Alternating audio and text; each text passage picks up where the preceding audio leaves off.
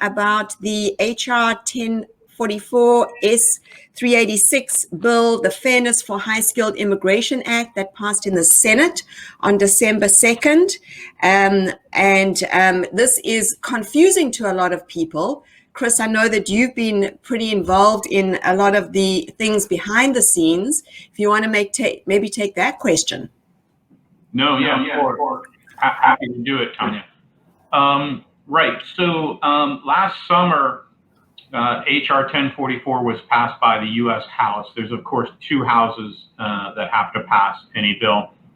The Senate, over the last number of months, really over a year, have been modifying that bill over and over again. There's been a number of modifications.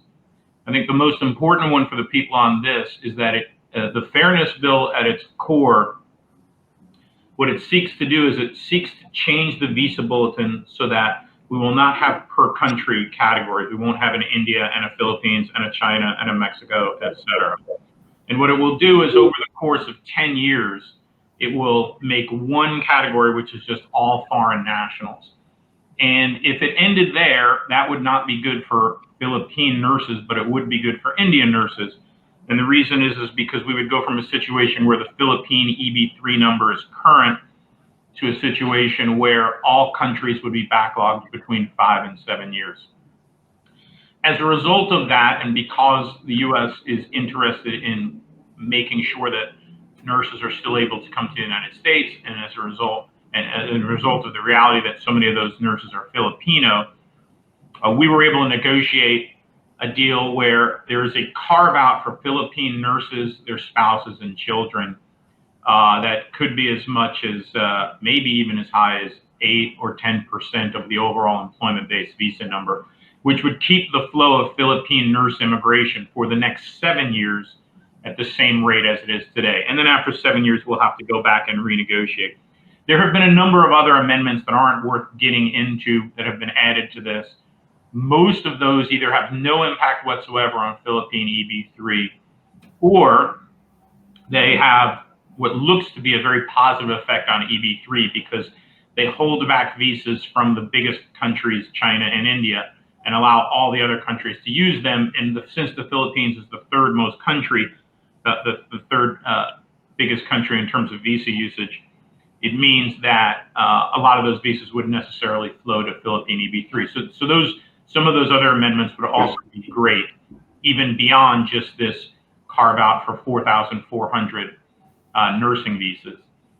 Now, because it has been amended at least 4 significant times in the last year or so, the bill has to go back to the U.S. House. So even though the House passed it originally and now the Senate's passed it, because those two bills are different, again, the new Senate bill has at least 4 significant changes to it. It's about 20 pages of law. It's quite a lot, actually. Then the bills, even though they have the same number, are actually deemed to not be the same. And so now the House has to go and pass what the Senate did. The challenge there is the U.S. congressional season is just about over. It should end a couple of days before Christmas here, so it's only maybe got a week or 2 left. And the leadership in the House doesn't seem to like some of the changes that the Senate has added to the bill. And so they are negotiating. Can they reach common ground on some of the changes that the Senate has put into the bill? And so that's where it stands. I think we'll have a resolution here in the next 2 weeks. And I would say there's a chance that it does get passed.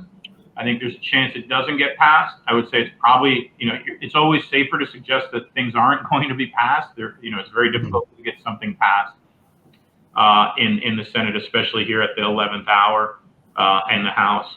And if it doesn't pass by January 3rd, then a new Congress is sworn in and everything resets all the way back to square one. And so if it doesn't happen by January 3rd, it probably won't happen anytime soon. But I think even if it does happen, it is at worst neutral for Philippine EB3, and I think for the next 7 years, probably very good for Philippine EB3. So that's where we are, Tanya. Okay, well, thank you for that. That's a really clear description of where we are. And I know had a lot of calls and a lot of people worrying about this bill and what the implications are. So I think that was a really clear and succinct answer, Chris. Obviously in the fora, there are a lot of Filipino nurses, but just for nurses from other countries, if you can maybe just give a comment. I know you've spoken a little bit about the Indian nurses, but what happens if you're, say, a nurse from Africa or a nurse from Canada? What would be the impact if this bill was to come into play? And if is obviously the big word. Yeah, it would be exactly the same as the Filipinos, which it would be at worst neutral and probably very favorable for non-Indian, but frankly for all nurses, even for Indian nurses, if this bill were to pass. This is actually the one country's nurses that would be greatly helped by this would be Indian nurses, Tanya. Indian nurses right now, the EB3 visa bulletin is, I don't know, 2012 or 2013. It's so long ago, it's not even worth worrying about. If this bill were to pass, Indian EB3 would have two categories. It would have India EB3 and it would have India EB3 RN. And that category would be current. So Indian nurses, I don't know if we have many listening in here because of course it's a LaFora forum, but if you're an Indian nurse or maybe you know friends or family that are Indian born nurses, that's the one category that would unquestionably be greatly helped by this bill. And so for our Indian nurses, let's hope this does pass. Okay, thank you for that. And I think there are some Indian nurses in the forum as well. So right now we're at status quo, in other words.